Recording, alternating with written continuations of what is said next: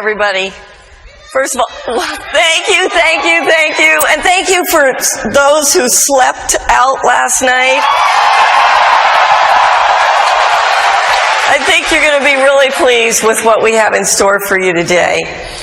And I'm sure, like me, you can't quite believe that it's been 40 years. I know some of you, not quite that long, but for those of you that were around in 1977, it is truly going to be an awesome celebration.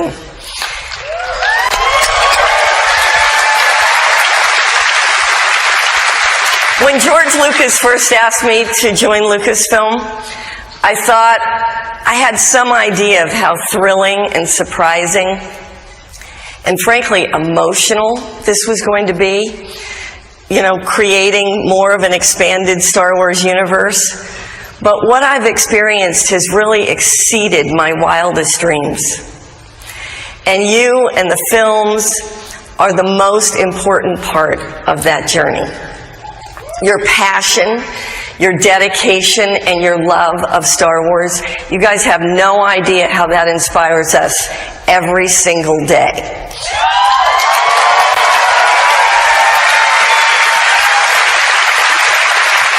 We consider all of you a part of the Lucasfilm family.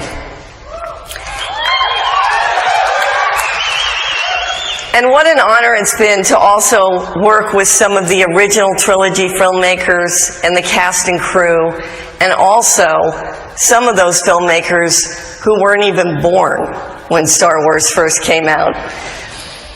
But the greatest honor for me is to acknowledge the man whose collective genius has brought us all together today.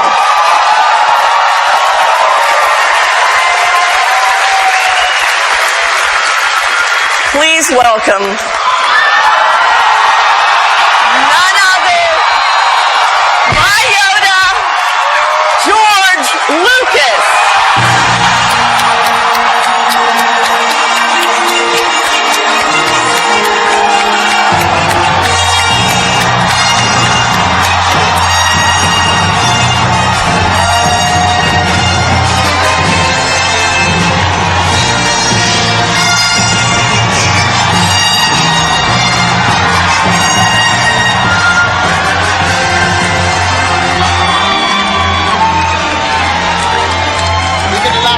Barely.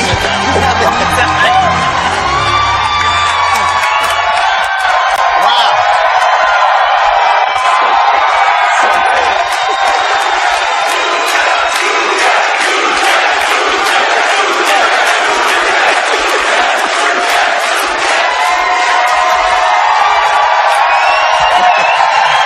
Wow, George. Welcome to Celebration, George. Does that always happen when you walk into a room? Not like this. No. Not like this. So, firstly, thank you for being here at Celebration. Thank you. I mean, it's absolutely incredible. We're celebrating 40 years of Star Wars. How do you feel? How does that make you feel? Apart from old. Well, the shock was, I hired you when you were 11 years old. Yeah. And now you have gray hair. Let me know what 40 years is. Well, it's the stress of the business, you see, that you introduced me to. That's what's done it. So, now watching that video that we saw, I mean, it brings back so many fantastic memories. The moments, the people, the fans, and of course, among those faces in there, two faces that are of true legends that are no longer with us, sadly. We recently lost Carrie Fisher and Kenny Baker. Now, absolutely.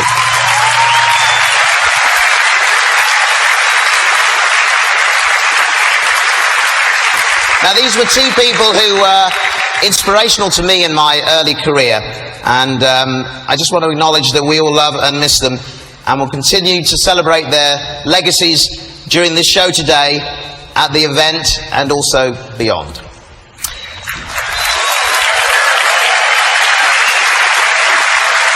Now, George, cast your mind back, all the way back to the early 70s.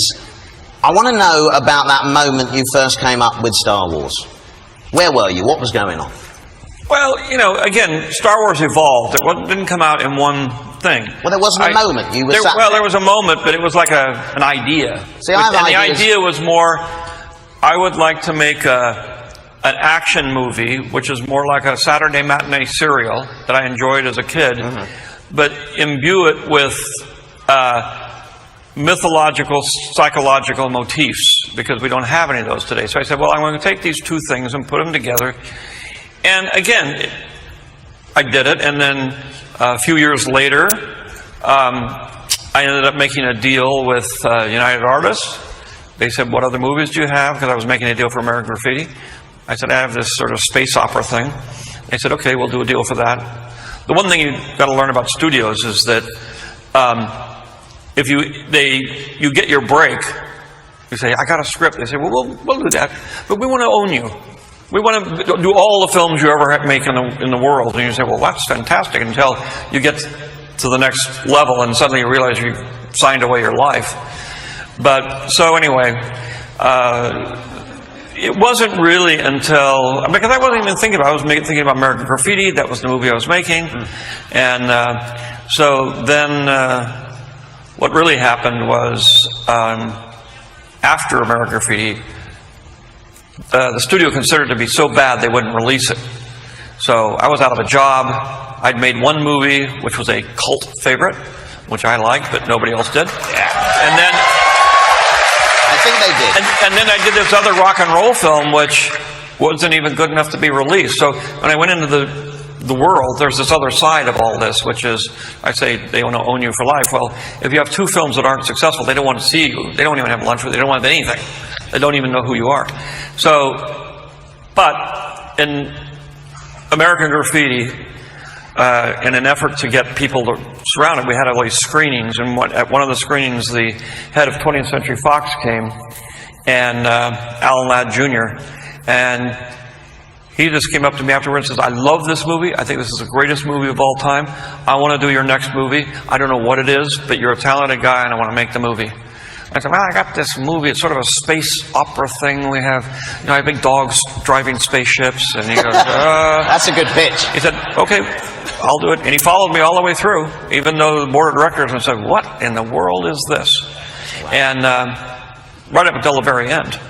And he fought for it, and he helped me make it. And that's when I began to own the idea, because I was still writing scripts. And any of you that read the books, you know, I took an idea and I was looking for a story, I was looking for a thing, I was looking to make it be something. And so I went through a lot of different versions of it, and until I finally got to the one. And even when I was shooting in Tunisia, I was still rewriting. So, you know, the idea was simply to do a high adventure film that I loved when I was a kid, with meaningful psychological themes. And, you know, I don't know what I felt. It was like a really cockamamie idea. So I did that. But, it, you know, again, seeing the film tonight and seeing it when we were shooting in various places after the first one, you know, seeing all the kids, you know, it's hard for people to realize, and I'm not supposed to say this, and I wasn't supposed to say it then, but, you know, it's a film for 12-year-olds. That's... But it brings out the kid in all of us, doesn't it? Yeah, well, it was designed to be a film, like mythology, of this is what we stand for. You're about to enter the real world. You're 12 years old. You're going to go on into the big world. You're moving away from your parents being the center focus. You're probably scared. You don't know what's going to happen. And here's a little idea of some of the things you should pay attention to. You know, friendships, honesty, and trust, and doing the right thing, living on the light side, avoiding the dark side. Those are things that it was meant to do, and obviously the real thrill was when I see some of those little things, but I see the fans, and when we were in Spain shooting Padme's palace, there were 10,000, like here, and they were all little tiny kids. They were reaching through this fence. It was a metal fence. It was like, the White House. It's a national landmark, that palace. Yeah. And they were all reaching their hands out, even little tiny ones. They had no idea who I was, but all they wanted to do was touch my hand. And I said, this is what I did it for. Everything, none of it makes any difference, except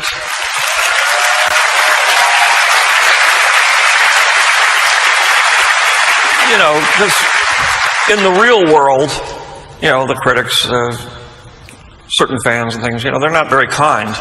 But when you see all these little kids and you see the look on their face and what it means to them, it forgives everything. Well, George, I was absolutely, yeah. I was one of those kids, you see. I mean, at 7 years old, I remember seeing Star Wars, and I immediately fell in love with it. But little did I know at that point, 4 years later, when I was 11, you would give me the opportunity to go to that galaxy far, far away and meet my heroes, which was incredible. And since then, Star Wars has become an integral part of my life and career. Not a day goes by that I'm not talked about Star Wars, somebody doesn't talk to me about Star Wars. And I just want to have this opportunity now to say thank you sincerely, George, for all of the opportunities you've given me, and for making that small boy's wish come true. So thank you very much indeed. And I've got a letter here, actually, that I wrote to you just after we finished filming Jedi back in 1983. Dear Mr. Lucas, my name is Warwick. I hope you remember me. I helped you make the new Star Wars film last year. I hear that the film is being released in this country on June the 2nd, and that a few of the toy shops in London have some of the new figures. I hope this is not too rude of me to ask, but would it be possible for you to send me the very latest figures and walkers? Now, I was hoping very much that there might be an Ewok or Jabba the Hutt. I was a Jabba the Hutt fan, obviously. I did enjoy myself with you and the members of the film unit. And keep remembering what a terrific experience it was. Kind regards, Warwick. And here's a picture of the 13-year-old me with my wonderful collection of vintage Star Wars figures. There they are. And you know what? I've still got that collection to this day, minus the vinyl figure capes. You always lose them, don't you? So I've still got it all. I've still got it all. Now, an important part of the Star Wars legacy has been the stories told on television. For 6+ seasons of the brilliant Star Wars Clone Wars, fans of all ages learned more about the characters they know and love, but were also introduced to a vast array of new characters that are now fan favourites. That legacy continues with the critically acclaimed Star Wars Rebels.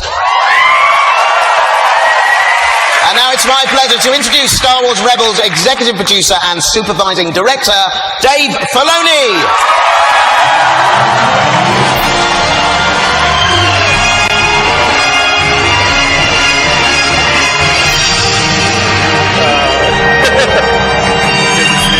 Hey, Dave. How are you? Hey, guys. We good? You hear me? Welcome, Dave. Hey, wow. Crazy. So, who are you again? Yeah, it's starting early. So, This is one of my kids. This is one of my kids. He didn't start when he was 11, but, he did start when he was very young. Yeah, well, And he had a lot of bad ideas that had to be purged from his mind. Purged they were, yes. Yeah. Dave, I mean, George is alluding to that there. You've learned a lot from George, haven't you? Oh, yeah. He's kind of a mentor, yeah? Yeah, I would say I'm really lucky, listening to George talk about the movies. What you just experienced, hearing him talk just now, is kind of what I was able to get for 10 years working on Clone Wars, and they're important lessons. And I would say the most important lesson there honestly, and it kind of combines everything, is he used to always tell me, don't be afraid. And to explain what that is to me is like, it seems very simple. Most of the big ideas you have are very simple. But when you're coming on board to like direct this major franchise that all of you love and around the world people love, it's easy to get overwhelmed by that and that idea. And that is going to limit you, and more importantly, limit your creativity if you become afraid of it. So you can never be afraid of things, to try things, to experiment, to do things that haven't been done. When we would find something that a lot of people would say, well, you can't do that, it's the first thing George would say, okay, we're going to do that. From the way that we produced the Clone Wars, which was not with storyboards traditionally, we did a completely different way. We had a program that George had been developing, and he said, we're going to use this new program. It's not tested, but it will never work unless we put it on production. I know it'll be difficult, but I need you to do it. And we did it, and the show got incredibly better because of that. So, I mean, it's just a true thing in life, as you've always said. Just don't be afraid to make no decision out of fear. That's the key. So, George, tell me why you wanted to bring Star Wars to television. Well, I'd done Indiana Jones for television, and it's a great experimental cauldron, because there's not that much at stake. You're not saying here's $100 million, it's all on your shoulders, and the next 4 months, if you screw up, it's all gone. It's a way to be able to put out a lot of product, a lot of stories, and that's really why we started the Clone Wars. I said, this is an interesting idea. We could do a lot of stuff in this. And so it really came out of the idea that there's a lot of stories there, and I'd like to tell those stories, but would never be able to put them in a theater, because they're more interesting as a long form than they are as a short form.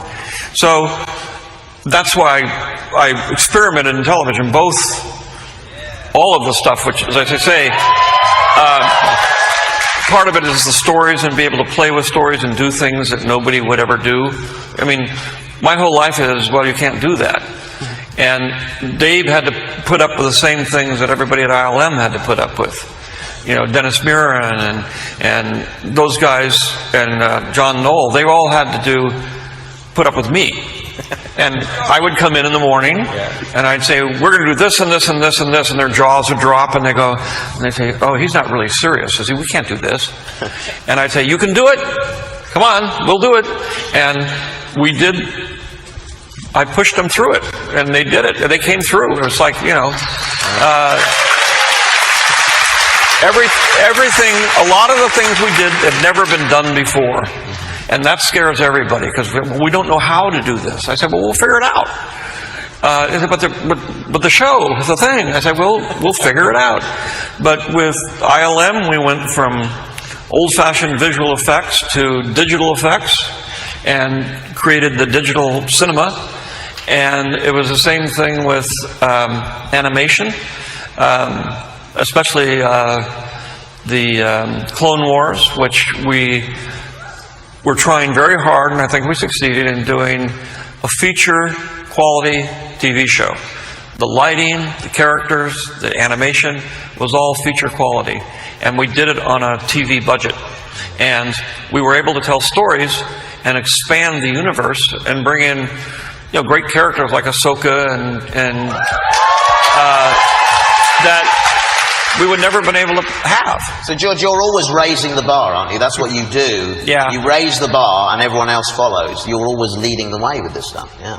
So, Dave, episodic TV, social media, it allows Lucasfilm, the cast and the crew, to have a direct connection with fans. Why do you think that's so important today?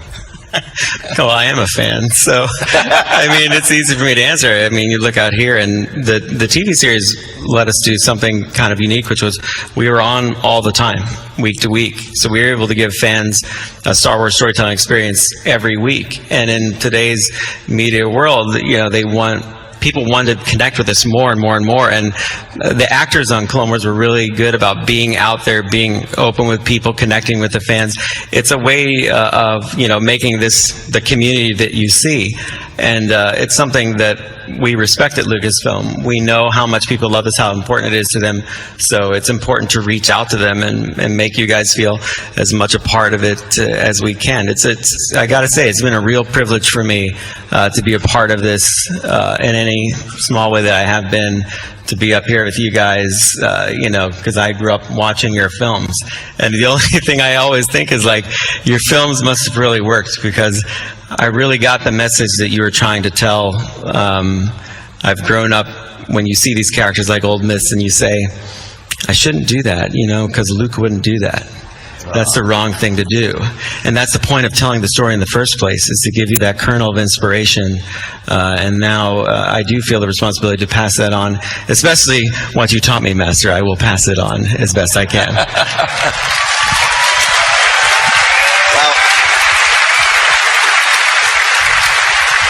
Dave, we'd like to thank you for all you've given to the Star Wars universe. Ladies and gentlemen, please put your hands together for Dave Filoni.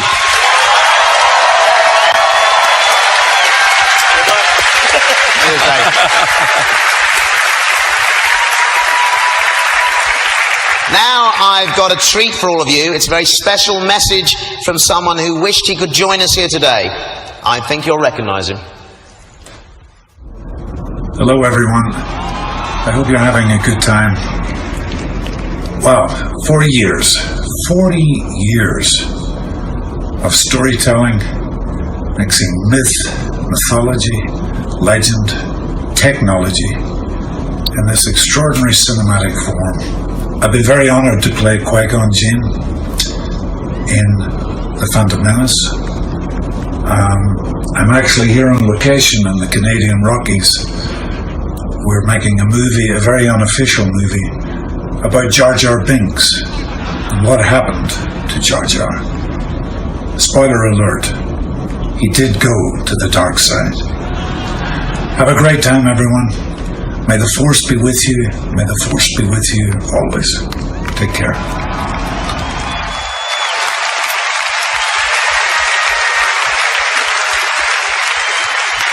The lovely Liam Neeson there. Thank you for that, Liam.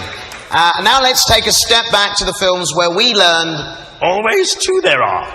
That was Yoda, by the way. Please welcome Ian McDiarmid and Hayden Christensen.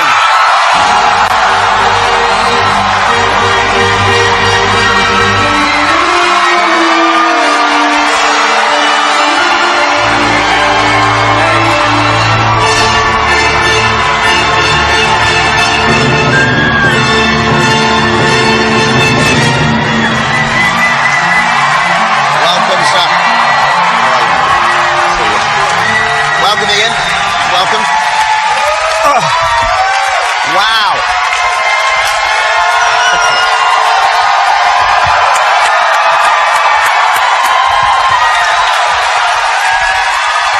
Rock stars.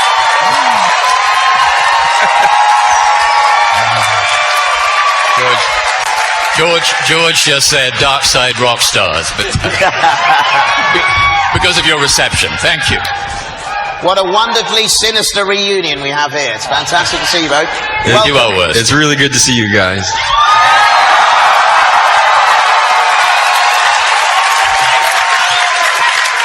So, Ian, George created for you some deliciously evil scenes. Yes. Do you have a favourite?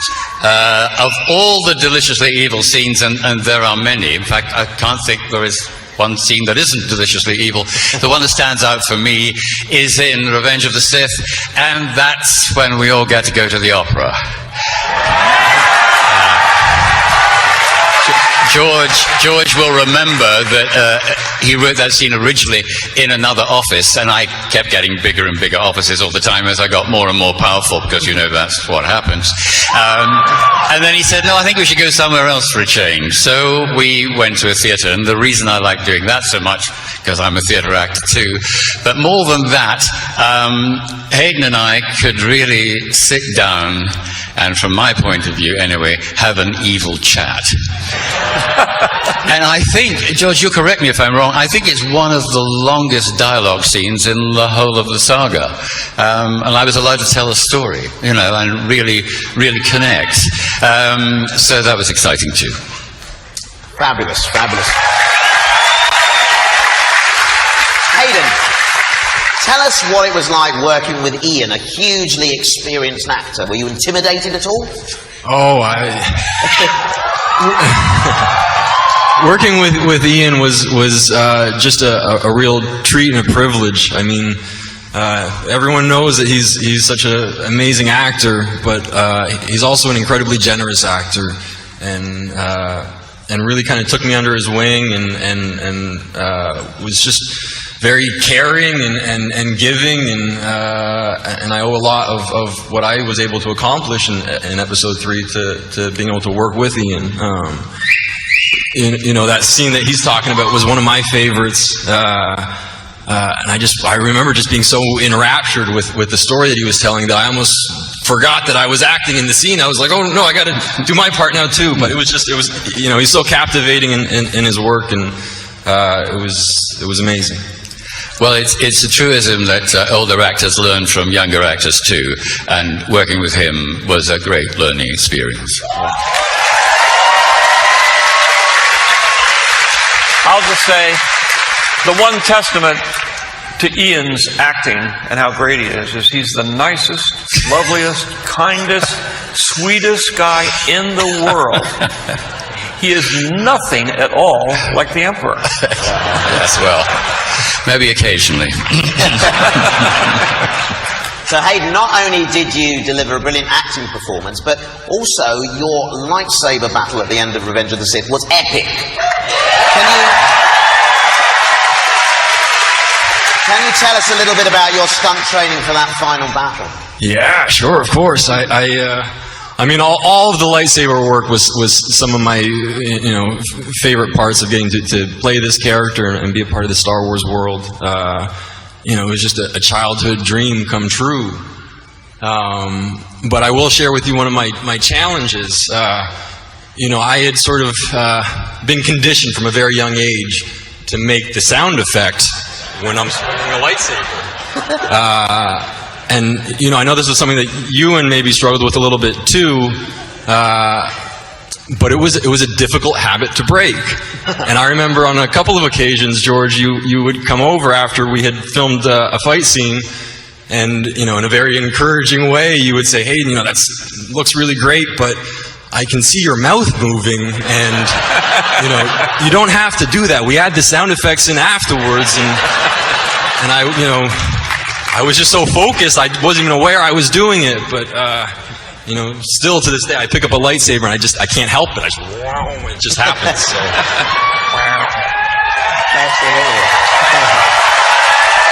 And these guys, Ewan and Hayden were so brilliant at it, and they practiced every morning. And I used to occasionally see them when I popped in to practice a little. But the extraordinary thing was, every time we did the takes, there must have been about 20, probably more, they did the whole sequence, which was absolutely extraordinary. And when you see it in the movie, it's terrific, but unnecessarily it's edited and split up. And I used to say they should take their sabers, both of them, and get on the road to show how brilliant fighters they really were. Now, Ian, tell us about your first meeting with George and how he described this character to you. Oh, yeah. Well, he didn't. George doesn't go in for lengthy explanations, which is great. We met very briefly over lunchtime with Richard Marquand. This is, of course, Return of the Jedi. And I was very pleased to meet them both, thrilled, of course. And then we said our polite goodbyes, and I went back home, and the phone was ringing. My agent said, "You've got the part." I said, "Oh, well, that's great. What's the part?" And he went, agents do, leafing through piles of, papers, and they said, "Oh, apparently he's called the Emperor of the Universe." So I said, "Oh, well, I guess we're doing it then." And from then on, it was makeup, hood, yellow eyes, and the script. And I think most of my information, and most actors would agree about this, came from the script. Although George was always around and very helpful, but of course he wasn't specifically directing that movie. That was Richard. And of course I got to go on doing it. And when we met again before the prequels, George was there wearing a very similar shirt to the one he's wearing today. And he said, "Oh, can we get you a drink?" I said, "Well, I'll just tell." No, it's just, coffee, water. I said, "I'll have the water." And then he said, "Do you know anybody who wants to play an emperor?" So I said, yeah, that's me. And that was the audition for the prequels. And then he said, there are two characters. The character he would play in this he's Palpatine, of course, and he's a hypocritical politician. We've all got to start somewhere. And but there's this other character, and he didn't tell me the name, who's in the background. He does this and he does that. And I thought, I'd really like to have played that other character. And then I got the script and I realized I was playing both of them. And so did you eventually, apparently. George, isn't there a story you were particularly taken with Ian's nose, though? Oh. Well, you liked his, look at his profile now. It's quite amazing. I think you deny this. When we left that very short and agreeable meeting in the doorway, you said, "Hey, great nose." and I thought, oh wow, maybe that means I'm going to get somewhere. Are you sure? I don't remember doing that. Yeah, you did. Fantastic. Well, thank you both for being so brilliant here today. And great. Good to see you all. For your contribution to Star Wars, ladies and gentlemen, Ian McDiarmid and Hayden Christensen. Yeah. Thank you.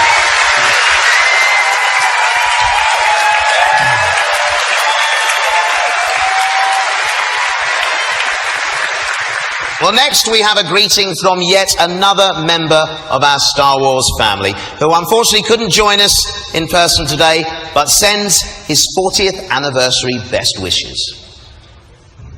Hey everybody, sorry I couldn't make it, but busy as usual, but I just want to say it's been a real honor and privilege to be a part of the Star Wars community. Thanks, George, for giving me that opportunity and letting me ride it out through at least 3 episodes. Wish I could be there so I could sign everything you brought for me to sign and just say hey to everybody in person. And while you're all sitting there, I know you're all in my corner on this. We know Jedis can fall from incredible heights and survive. So apparently, I am not dead. Yes, I have 2 appendages right now, but we know the long and rich history of Star Wars characters reappearing with new appendages and being stronger and better than they ever were. Mace Windu is awaiting his return. Let's make it happen. Kathy, you're sitting right there. I know you know what to do. All you gotta do is say the word. See you soon. On screen, I hope. Wow.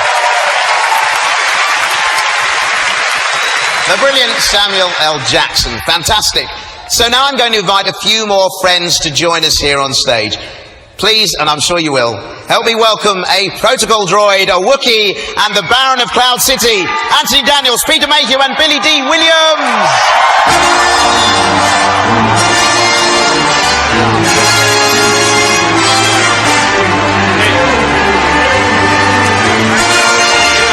Good to see you.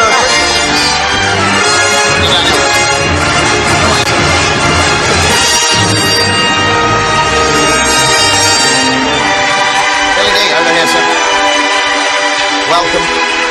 Have a seat there.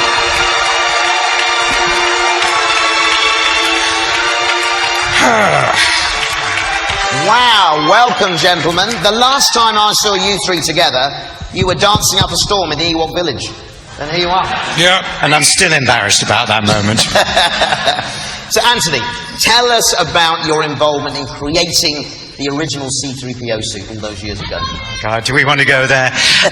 George, you promised me, I don't know, fame, glamour, all that kind of thing.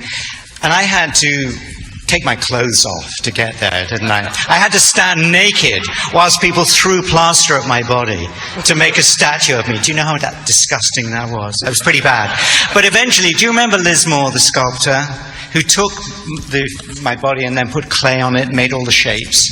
And then you and other people, it was all made in plastic and whatever. And you used to come and stand in front of me and then poke the knee and say, why doesn't that work like that? Or why doesn't that, the elbow?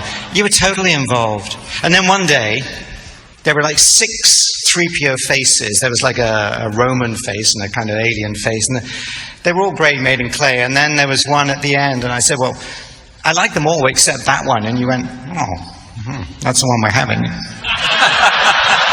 you remember? Did you do that on purpose because you knew he liked that one? Or was that the one No, I you didn't really like that liked? one. That's why he chose it. The gold was the best one. Yeah, the it was gold good. one. It was the gold one, yeah. But it was grey at the time. It looked kind of weird. But it worked out really well. And I'm very grateful for your kind of input. Because you had the whole film, and yet you would come and sort of say, that's not right. Or, you'd fiddle with it. And it was your idea to make it all Art Deco, wasn't it? Why was that? What, the rubber metal? No, the whole Deco look. Well, it comes from a long tradition of robots throughout history. Like there was one other. But, it's the key to the construction of you was the fact of the face. The face had to be absolutely neutral so that you could act, and your acting would come through, and it wouldn't be counter to what your face was doing. So by having your face be completely neutral, everything you did in your movements, which is why I hired a mime, because the acting was in the physicality of it. So that was it was very hard to come up with a face that was completely neutral. You walk in and you say, well, what is he thinking? Nothing. And as soon as you were in it, suddenly this whole personality was there, and this whole character was there, and everything was there. And it wasn't against the...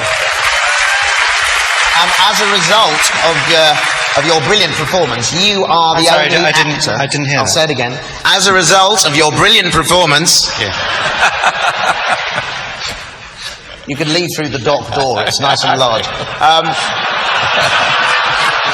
I'll see you afterwards. As a result of that performance that you gave, that they all enjoyed, you are the only actor to have featured in all the Star Wars movies. Yeah. Now, please tell us your favourite memory from working on those films, perhaps related to this gentleman over here. Well, there are so many. I've been backstage listening to everybody's stories. It's brilliant and very, very touching. One does come to mind. Do you remember how kind of flummoxed I was when it turned out on set on the first day that, whereas I'd been reading all the scripts, and R2 says this, 3PO says this, R2 replies, and there was nothing. And I was kind of like, and eventually I said to you, George, when I finished my line, could you make a sound? Could you go beep? And you went, sure. Beep. And I decided I was better off on my own, George. but do you remember that? But many years passed, and in fact many films passed, and there we were flying out to Death Valley to go on the road to Jabba's palace. Do you remember? Right. Little airplane. And they were setting up this box with a mirror, a window in it to make the matte painting of Jabba's palace. And whilst they were doing that, I kind of, walked along, sort of going, Lando Calrissian never returned from this awful place. And suddenly behind me was beep, beep, beep, beep, beep, beep, beep. And there was you going, beep, beep, beep, beep, beep, beep, beep. It was the cutest moment ever. I just loved it.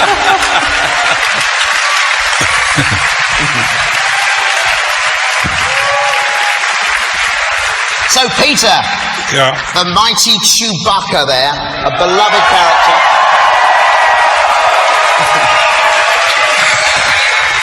Tell me, Peter, how are you and Chewie similar? Well, we're the same height, for starters. Good answer. And I have blue eyes, which was specific on a certain gentleman's drawings. Right. So, but what I mean is, do you share any of Chewie's characteristics? Anything that any of his skills, perhaps? Yeah, I can maintain the Falcon. Can you? Yeah, oh yeah. You take 3 plugs out and drain the oil. So, yeah, there's a lot of Chewie, and the way I looked at it was that it was a mime character that clever departments would put all the sound in afterwards, and it worked I think it worked very well. Well, I think we'll all agree here that Chewie wouldn't be Chewie without you, sir. Thank you. Thank you.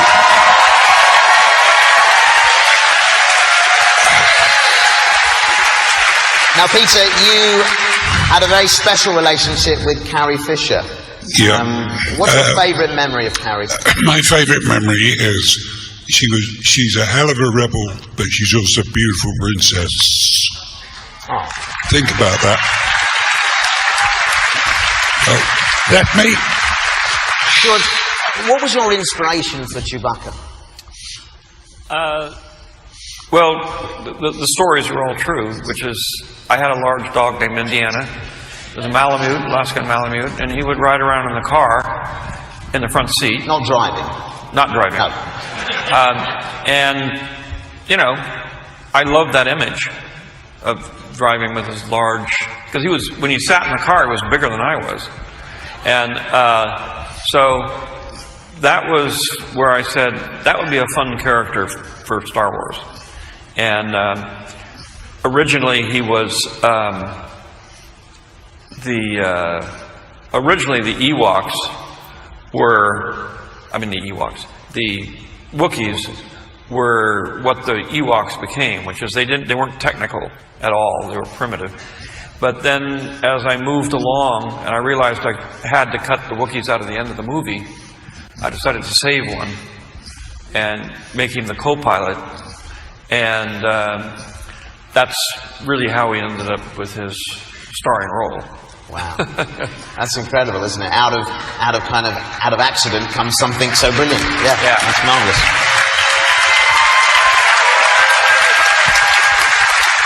So, Billie D. Williams, welcome to Celebration. Yes, sir.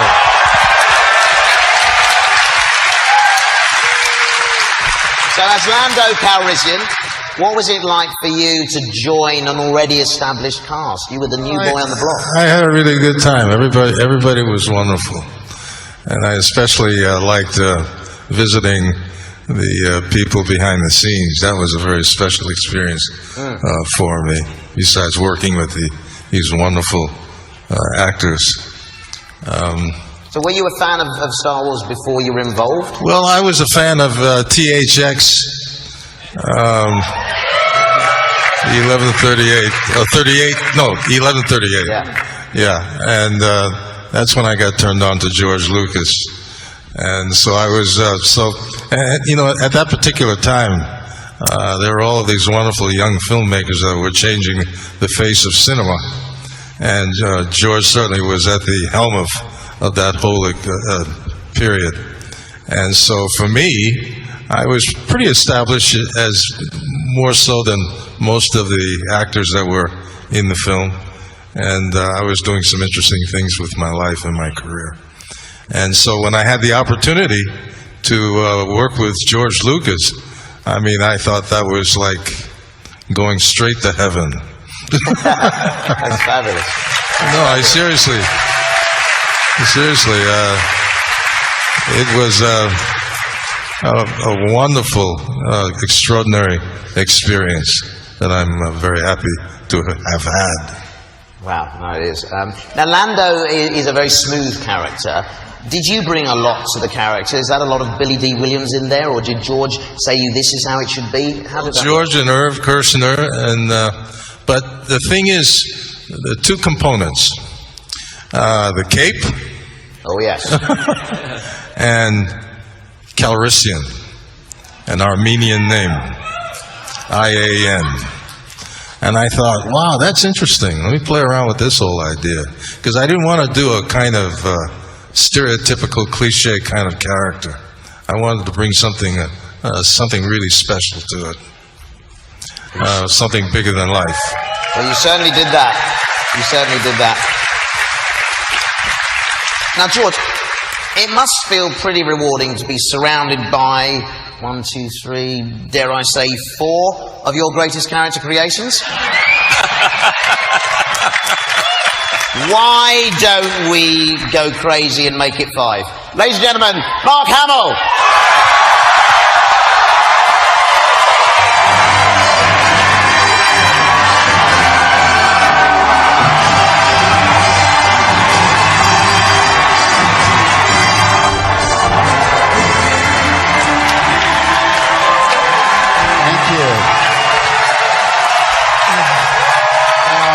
Too kind.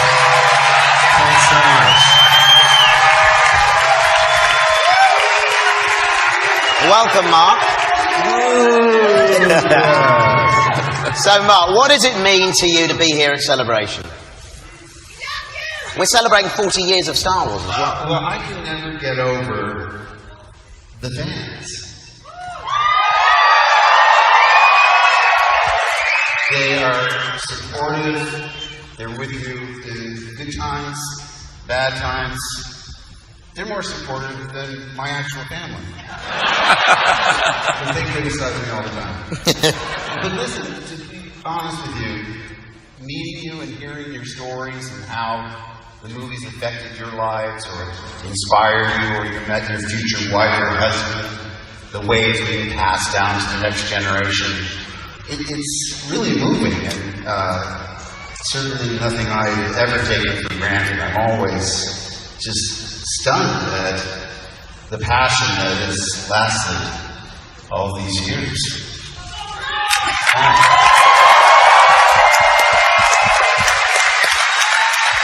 George, what was it about this guy that made you say, this is Luke Skywalker? What qualities did Mark have? I'm not sure I want to hear this.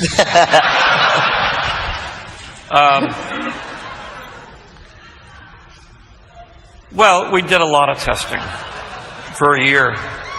A year? A year. A year sitting in a little room with, talking to actors every 5 minutes, and then weeding those out and weeding them out, and eventually having them do readings in the room, and then we went on and then we did screen tests. And we did the screen tests with all the sort of finalists for all the three main characters. And we would mix them. So I think we had maybe 2 or 3 of each of you, and you would each test with another person.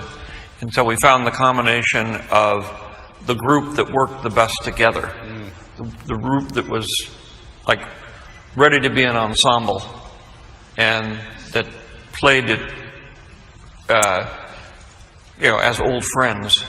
Because I was trying to get that, even though they start out not knowing each other, I wanted to have the chemistry of them working together built in. And that and the fact that he was shorter than I was. I tried to talk him out of that line. Does she really have to say that to be a little short for a stormtrooper? Well, I know, it's funny you should say that. I like short people. Yeah, look, that's why you hired me. Look, here's the secret right here. I can't even reach the floor. You got long legs. It's funny you should talk about that audition, because I believe we have a clip of that right now. Let's take a look. Fear is their greatest defense. I doubt if the actual security there is much greater than on Aquilai or Sullus, and what there is most likely directed towards a large-scale assault. So you begged George to cut that line, didn't you? Well, what it was when I read it, intellectually understood what it was. Now, I've never forgotten this after all these years. But we can't turn back. Fear is their greatest defense. I doubt if the actual security there is any greater than it was on Aquilai or Sullus, and what there is most likely directed towards a large-scale assault. Huh? Listen. So it makes sense. Fear is their greatest defense, because they're intimidating this gigantic contraption. I doubt if the actual security there is any greater than it was on Aquilai or Sullus, 2 made-up planetoids. I get that. What there is most likely directed towards a large-scale assault. In other words, they're waiting for an armada. We could slip in this little tiny hamburger-shaped Millennium Falcon thing. So it made sense intellectually. The trick was, how can you make it sound like it's spontaneous dialogue that's just rolling off your tongue? Well, not so easy. I was going to say he was right.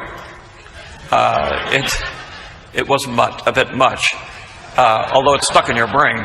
It's stuck in my brain. I've never been able to get rid of it. But it was one of those lines up there with, it'll take a few moments for the navigator to calculate the coordinates, or I'm here to send you the message, the one Carrie does all the time, which is, but it was the one that actually said, no, I'm not going to do that. Yeah, it eventually went away. We never even shot it for when we actually went over. Yeah, I think the scene itself got cut out. Oh, okay. Yeah, that was my favorite because I loved Harrison. I said, look what Harrison has to say. It'll take a few moments for the navigator computer to calculate the coordinates. He'll never do it. We were making book on whether he'd be able to actually say it. Well, you know, I'm sitting here as Warwick Davis, but also a fan. And I mean, I don't know about you guys, but when we've got George Lucas here, we've got C-3PO, we've got Lando Calrissian, we've got Chewbacca, and Luke Skywalker. I mean, it doesn't get much more epic than this, does it? Or actually, maybe it does. Ladies and gentlemen, please welcome Harrison Ford!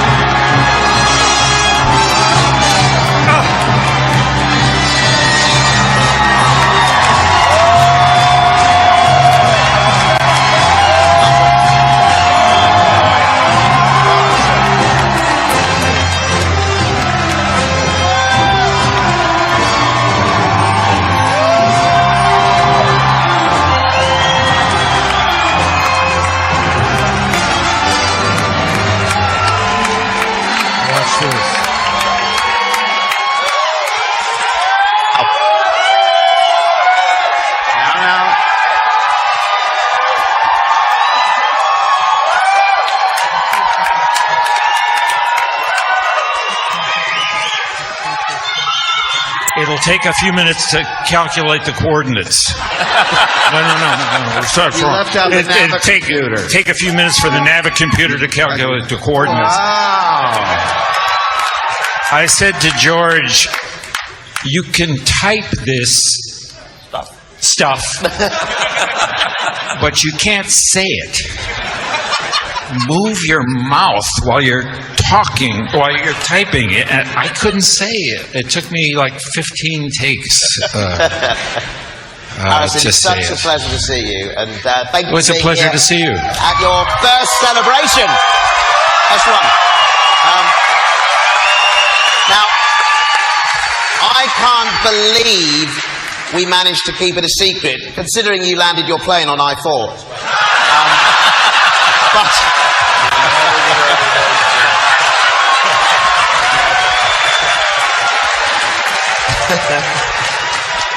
Yeah, but it was a good landing. how did Star Wars impact you 40 years ago? What does it mean to you today? Oh, it's made no difference in my life whatsoever. It was the beginning of incredible ride. Actually, it wasn't the very beginning. The very beginning was also with George, and it was a part in American Graffiti.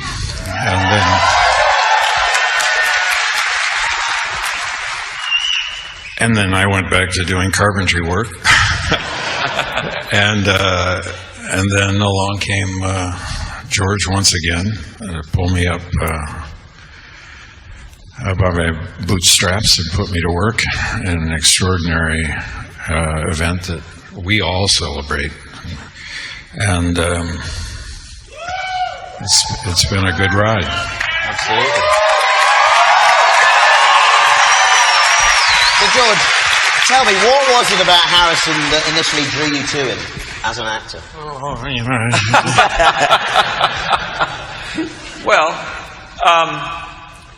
in American Graffiti, I could see, that he was a real talent, and he didn't have much of a part. Bob Falfa. So he was actually working with other carpenter. American Graffiti wasn't a big hit for him. He had to go back to work. Later, I found out it was the casting director that said, "Here, sit right out in front of the office and pretend like you're building something." Oh, rubbish. No, I was actually installing a door for for Francis Ford Coppola as a favor to his art director who had built the door, couldn't find anybody to install it. And I said, I'll do it, but I'm only going to do it at night because I don't want all people walking through there while I'm trying to do the thing. And one morning, in walked, while I was finishing up the door, in walked George with Richard Dreyfuss. Huh? With Richard Dreyfuss. Remember Richard Dreyfuss? Yeah, but it was also I was working with Brian De Palma, so he was in that room with me. You remember him? No. He didn't want you to be in charge. No, I don't remember that. But I walked in, and George walked in, which was a surprise, and he was having, I thought, it was an interview for a new science fiction film. Anyway, we just chatted and said hello. But the story has gotten a little warped. I was actually there working. Yeah. No, I wouldn't sit out in front and wait for you, George. I love you, but I don't wait out in front. You were working. I was working, making a living. And happily I still am. Thank you very much.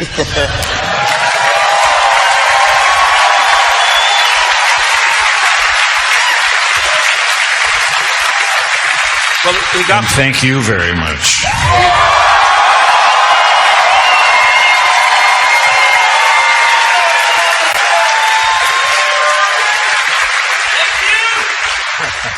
He got the part because in the end, I asked him, I said, this is about spaceships and flying and stuff like that. And I said, do you know how to fly? I said, fly, yeah. Land, no.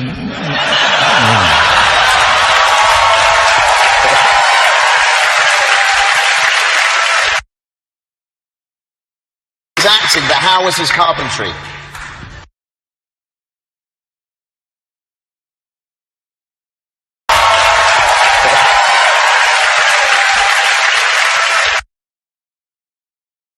He's acting, but how was his carpentry?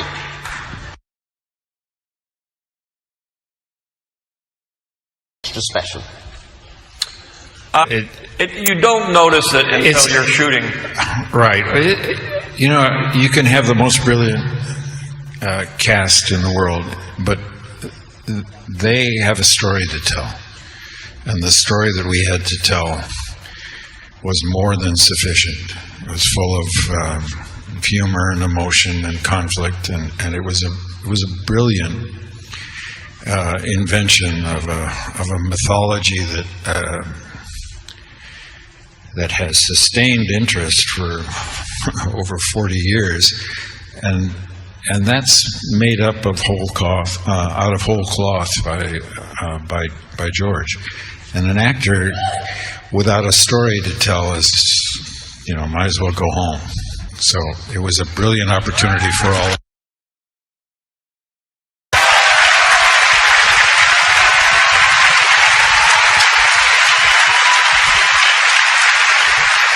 Well, certainly from me and on behalf of all the fans here in the room and throughout the world watching via live stream, thank you, each and every one of you, for your contribution to Star Wars. Ladies and gentlemen, Peter Mayhew, Billie D. Williams, Anthony Daniels, Mark Hamill.